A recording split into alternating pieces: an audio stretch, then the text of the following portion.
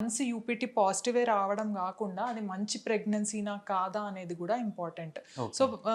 Once మనకి pregnancy వచ్చిన తర్వాత హార్ట్ బీట్స్ వచ్చిన తర్వాత మనం 10 వీక్స్ స్కాన్‌లో గూడా సడెన్‌గా హార్ట్ బీట్ అనేది హ్మ్. ఆగిపోవచ్చనమాట. అంటే 10 ఇయర్స్ బ్యాక్ ఈ ఫెర్టిలిటీకి సంబంధించి ఎక్కడో చాలా మైనర్ కేసులు మనం చూస్తుండేవాళ్ళం. ఈ కేసెస్‌కి హ్మ్. సంబంధించి. హ్మ్.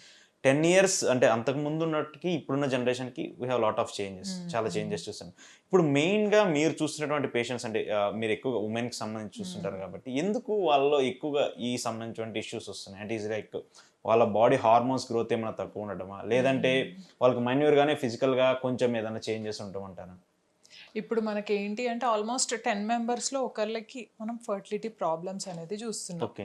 ఇప్పుడు ఈ మధ్య ఎక్కువగా చూస్తుంది ఏంటి అంటే పీసీఓ ప్రాబ్లమ్ అనేది కూడా చాలా యెస్. ఎక్కువగా చూస్తున్నాం అనమాట.